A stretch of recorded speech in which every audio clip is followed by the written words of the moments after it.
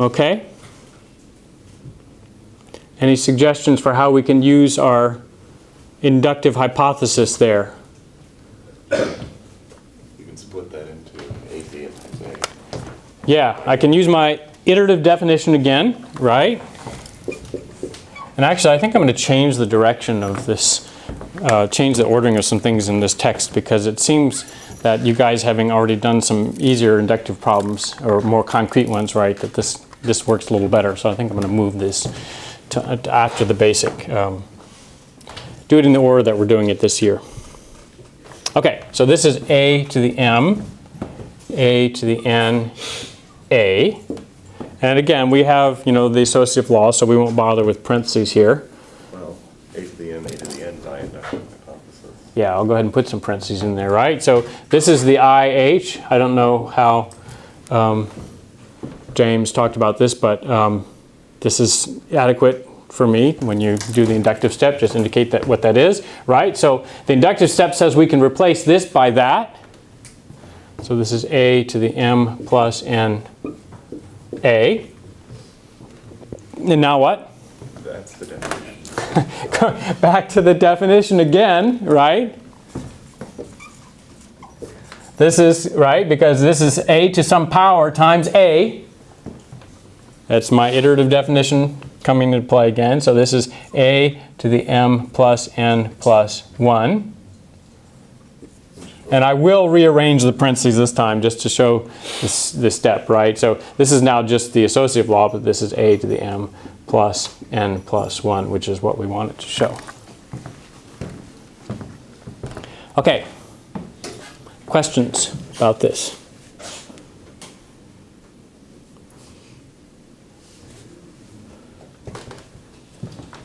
By the way, being lazy also means not doing induction more often than you have to.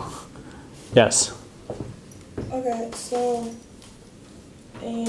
so earlier proofs, I know that I got in trouble for assuming what I'm trying to prove. Yes. So for these cases, why is it okay for you to assume what you're trying to prove? Well, remember, for induction, right, you're not assuming what you're trying to prove. You're assuming the nth statement, and you're proving the n plus first statement. Okay. Right? And so, right, so in this case, our P of n statement, so let me just elaborate a little bit more, right? A P of n statement is that a to the m, a to the n equals a to the m plus n, right? And what's my P of n plus 1? That's a to the m, a to the n plus 1 equals a to the m plus n plus 1, right? And so when you do induction, you assume this. I mean, that's what's kind of miraculous about it. How do you get to do that, right? How can you already assume? And you probably didn't run into this trouble in some of the more concrete ones that were done before, because the statement, the n statement, n plus first statement, were a lot more different, right? So it was somehow more clear what you're doing, but now in the abstract thing, it's like, what? I'm assuming what I'm trying to prove. But that's the way induction works, right? You assume your nth statement, and you prove your n plus first. And again, that means that if you're on this ladder, you can always get to the next rung. It means you can get to any rung. And that's why you need the base case. It's exactly why you need the base case, because you got to get started somewhere, right? Got to find the lowest rung. Yep, you got to get on the lowest rung, right? And then you can get started. Okay, other questions about this? I mean, that's a good question, right? I mean, but in this, I hope nails, home in your mind what it means to do an inductive proof, right? Even in an abstract setting, you get to assume this. I mean, when you think about it, it's just kind of miraculous, like I said before. I mean, you prove two things, and you do two things, and then you get infinitely many things, and plus you get to assume what you're trying to prove, kind of, right? That's really pretty cool.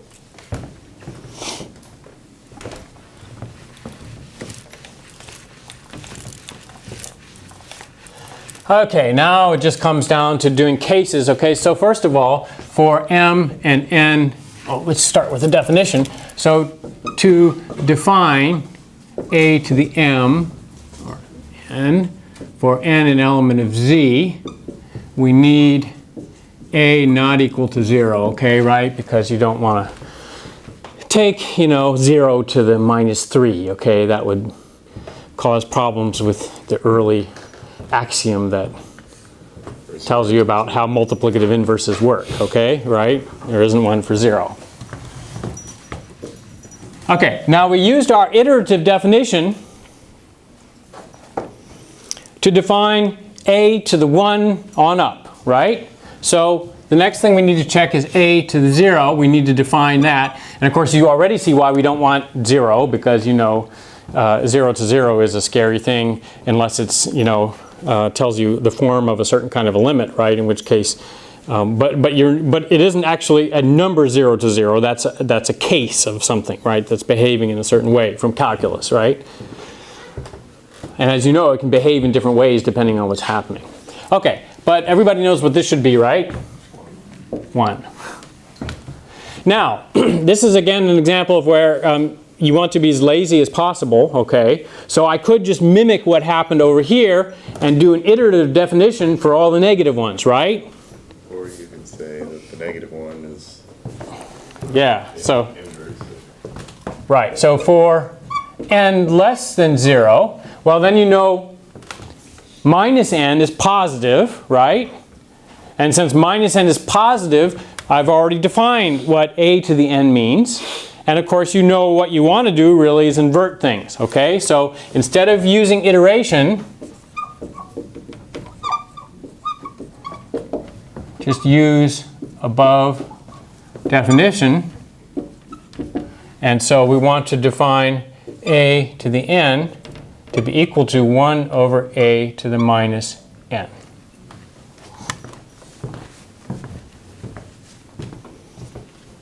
And by the way, you should be very careful in your homework, because there are going to be times when you don't want to even think about doing induction because it will just be too hard. What you will want to do is prove it using other things that you've already proved by induction, okay? Again, be lazy and actually get the problem done in these cases, right? I mean, there's some things that are just so hard to do directly by induction that you won't succeed unless you go back and use other theorems.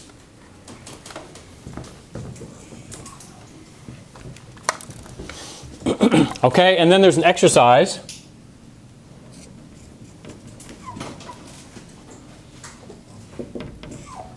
That if n is an element of n, then a to the minus n equals 1 over a to the n. Why is this different from what I just did? We're starting out where n is an element of the integers. We're Yeah. setting it less than 0 for it Right. to be an element of the natural numbers. It has to be 1 or... Right, okay? So this was defined for n less than 0. This is a different case, getting the same statement, namely when n is actually positive. Okay? Again, don't, play around with induction. You just need to play around with algebra, right, to do this. Okay, so now we're going to come back to checking this. And we're not going to do induction anymore, okay? Because as you can imagine, we've pretty much already got what we need in the natural numbers. And then we just have to play around with minus signs, which I shouldn't have said just, because it's a real headache, right, to just be careful with the minus signs, okay? I have a harder time with that than I do, proving harder things. It's just, just have to be careful, okay? Everyone has gotten bitten by minus signs in their mathematical career on numerous occasions. Okay, so cases. Okay, so m and n, an element of n, this is done, right? That's what we proved by induction. Okay, so case 1, case 2, m equals 0 or n equals 0. What do we get? We get m n, a to the m. Let's just start with m equals 0. And n equals 0 is similar. By the definition of Yeah, we now have a definition, right? So this is a to the 0, a to the n, which is 1 times a to the n. which is a to the n. And what's the last thing that I need to write? Yeah, this is a to the n, I should say 0 plus n, which is a to the m plus n.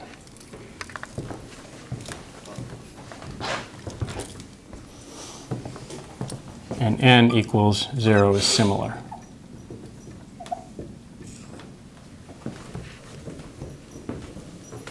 Everybody get that case?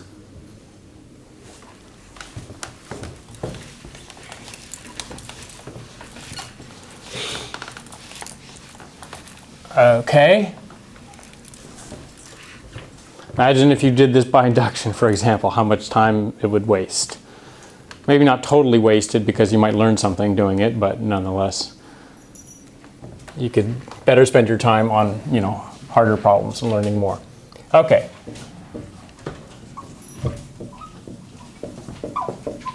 Okay, let's suppose they're both negative. And again, we'll start with a to the m, a to the n. In this case, what do we get? Yeah, so we use our definition.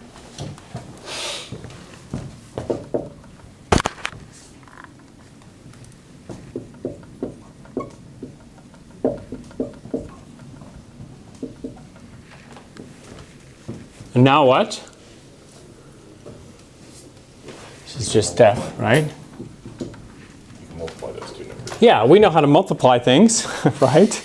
Okay, fractions. So this is 1 over a to the minus m times a to the minus n. Now what? Since we know minus n are greater than 0, we can multiply those two using the definition. Yes, okay? That's why we did this, because we wanted to get these are now natural numbers, right? Even though they have minus signs in front of them. Everybody agree those are natural numbers? Okay, so this equals 1 over a to the minus m plus minus n. So so minus m and minus n are natural numbers. So we use the above case. And now we know how to do algebra, right? And we're just doing plain old algebra up here, right? What form do I want to write this in? Factor out -1. Yeah. And then return it. Yeah, and what do I know about m plus n? It's a natural number. Well, and also you have this, right? Okay, you have the exercise and you have the definition to work with here, right? So this is now just a to the m plus n.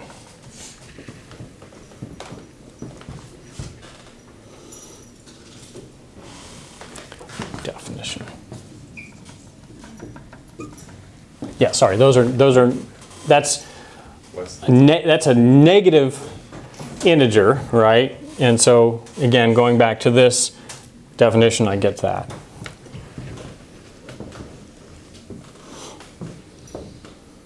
Like I said, sometimes the easy things, the minus signs, will give you more trouble than the hard things. Questions about that?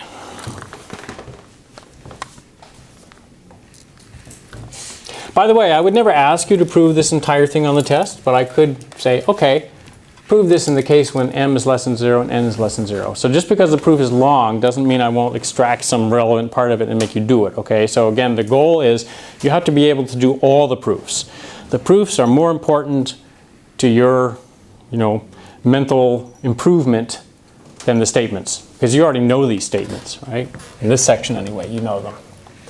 Okay, so now let's do n less than 0 and m bigger than 0. Okay, now we gotta play some games to get all the cases in, because the problem is we got m plus n. We don't know what m plus n is, so we don't know how to treat it with all these previous things that we've done. Okay, so and again, this is the only trickery here. Okay, is to be I'm trying to be lazy here, right? And gobble up as many cases as I can, do it as efficiently as possible.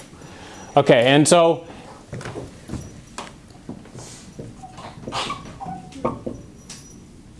Okay, so what is this? This is like case 4 or something, okay? And this is case 4a. Well, if this is true, then what do we know? Yeah, m equals minus n. So then if we look at a to the m, a to the n, this equals, yeah, a to the minus n times a to the n. And that, okay, so again, that uses, it's gone, uses the definition of the exercise. In this case, n is negative, so that's going to use the definition. So this is going to be 1 over a to the n, sorry, minus n times a to the minus n, which is 1, which is what? Where am I going with A this? to 0. This is a to the 0, which is A to the m plus m plus n. because m